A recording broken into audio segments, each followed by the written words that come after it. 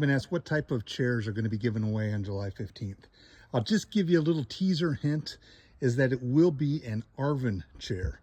Now, Arvin made 6 types of chairs from a period of time of 1940 to about 1960. It all started with what was considered an experimental chair.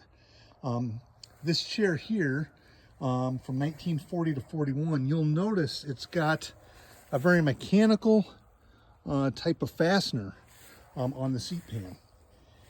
The following year, they moved away from that mechanical seat pan for only about a year. So these 2 chair styles were made for just a couple of years before World War II. Then just before the war, they came up with this atomic style here that kind of had a flaw to it. Regardless of how tight you got the bolts, it had a little bit of a size sway.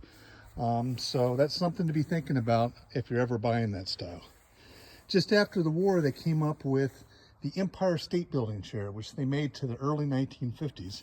Very sturdy frame on this chair, and it's rather popular today. There are many of these made.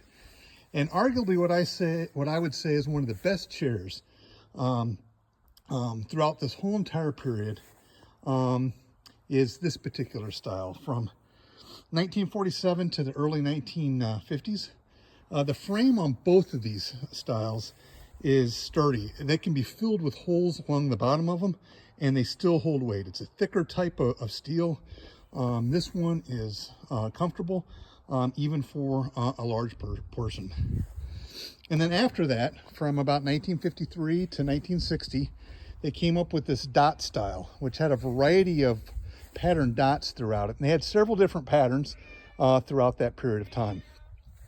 So if you've got an Arvin chair, that's how you date these.